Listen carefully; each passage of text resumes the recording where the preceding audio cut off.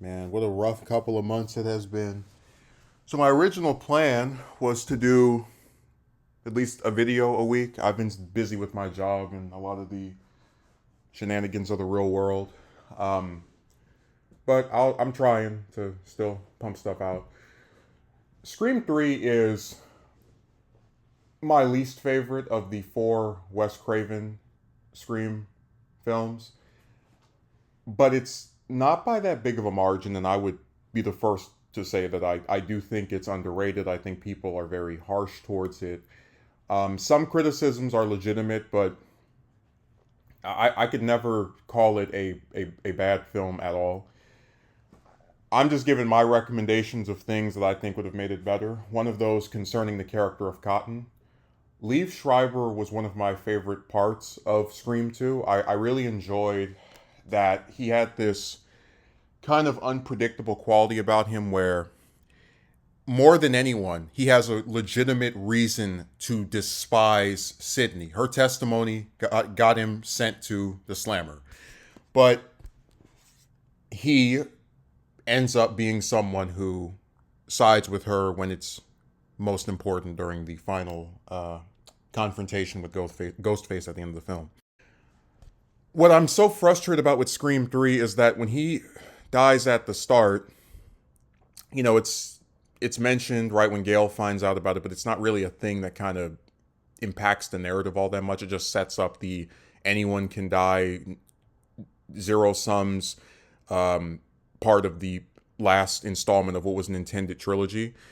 And I thought that was a really disappointing end for him because you don't need much to change the film around to give Cotton a bigger role. So have some other person, some other celebrity, get capped at the start of the movie by Ghostface, and have Cotton be one of the few people that Sydney has let know about this alternate identity that she has about her job, where she's living out in the woods, kind of in seclusion. And over the course of the film, you could show that she has accepted him as someone who does actually care about her, is one of the few people who she trusts because of the closeness they have developed since he saved her life for Mrs. Loomis.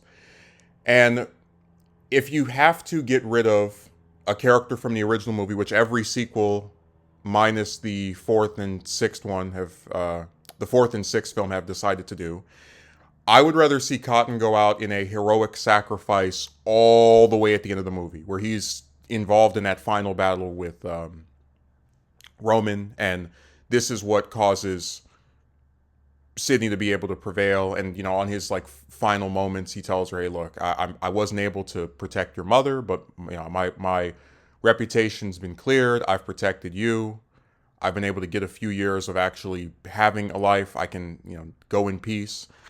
And I think that would really bring Sydney's arc around, where in those final moments she does apologize for sending him to prison and is very thankful to have developed the friendship that she has with him in the last few years since Scream 2.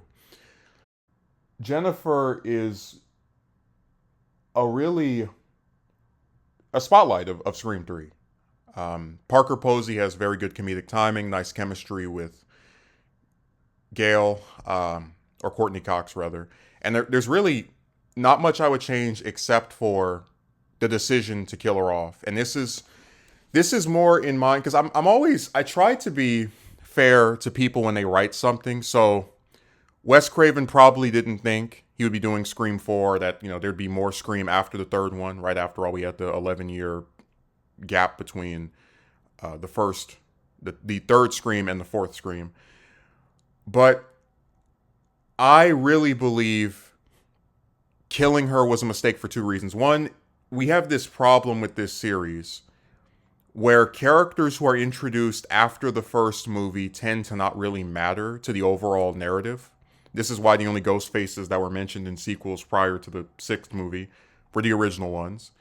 And if you keep Jennifer alive, right, you can kind of break that, subvert that. But also, I really, and if I would probably not want to do a Scream 4 rewrite because I'm not as bothered by it as it is, but I could find ways to insert her into that film as well, where we just have the friction of she called Gale a has been and kind of be more of a aggressive foil for her, because Gale doesn't really have a person that she's in conflict with in Scream 4 besides like a few little scenes with little friction with Dewey and obviously Ghostface. So having Jennifer there as well could be a nice contrast. And of course I can't turn down some more Parker Posey. But yeah, her demise really is the only part I would get rid of. You don't need it. She could just be one of the other people that's captured, and it's just not something that I think has served the series long term.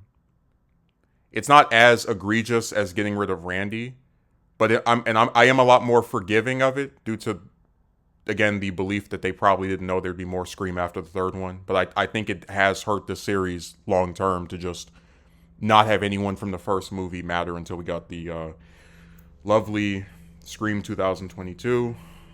Excuse me as I roll my eyes.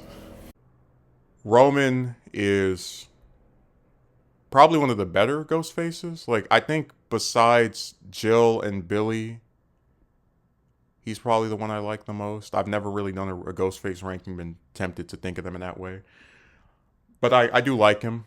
There are some things I would change. One, I understand where they were going with the voice changer. Oh, he could be anybody. You can't trust this voice you hear. And it actually makes the movie even more relevant with the advent of AI and a lot of these mimic voices that we've been hearing and how scary some of that stuff has been. But outside of when it's used to mess with Sidney in relation to Maureen, I don't think it's as effective.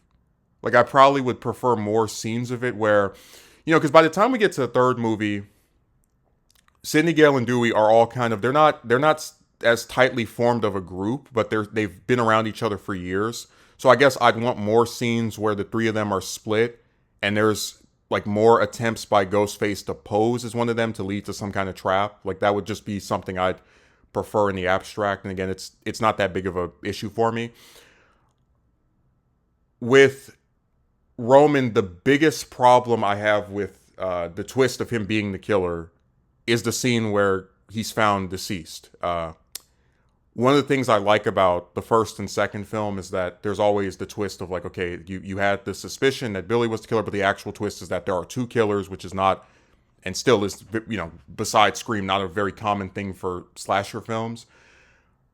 But when you get to, and of course with the second movie, the twist was that, Mrs. Loomis was such a tertiary character that you wouldn't even be thinking about her as a possible suspect. I think it's a real cheat to have Roman get found deceased and then, but he actually somehow was not dead. Because the audience, you just put them into a twist where it's not reasonable. And I know a lot of people like Scream for the realism, but having one of the killers get found, quote unquote, dead just to come back later. And it's not even like, okay, at least with Billy, the fake out was like the red stuff that wasn't actually blood in the first movie, but here it's altogether just wacky. Like, that part makes it to where the series is just harder to take seriously in terms of this is realistic. But putting that aside, I do like his dynamic with Sidney. I just kind of wish there was a little bit more interaction between him and Gale, because I remember there's the scene where he talks about they're trying to kill my movie, and with Gale's arc of turning away Dewey, right, wanting to continue being a reporter, I wish that he kind of played more into her thing of maybe I can be fine with what I am. I don't need to be some Emmy or Oscar or Pulitzer Prize winning journalist. I can just, help solve some of these cases every now and again if they're local. But, I don't, this stuff is a little too dangerous and you only get to live for so long with everyone dropping like flies around me. I think I can manage with what I already have. That would have been a nice foil, because unfortunately with a lot of twist villains, we don't really get, so with the Scream killers being twist villains, we don't get to see their actual personalities until like the final third or even fourth of the movie. So it would have been nice if there was still some part of him that had interactions with Gale about like not wanting to be a failure and wanting to achieve some kind of success that she could kind of see reflected in her own pursuit of fame and kind of settle down a little bit, or have it, make it to where it has some impact on her overall character. Because I think if you have her see him, so freaked out about, oh, my movie, my movie, my movie, she's like, man, just calm down. It's not that big of a deal. Maybe not say it out loud, but just kind of like a sort of repulsed or surprised look at how serious he takes this.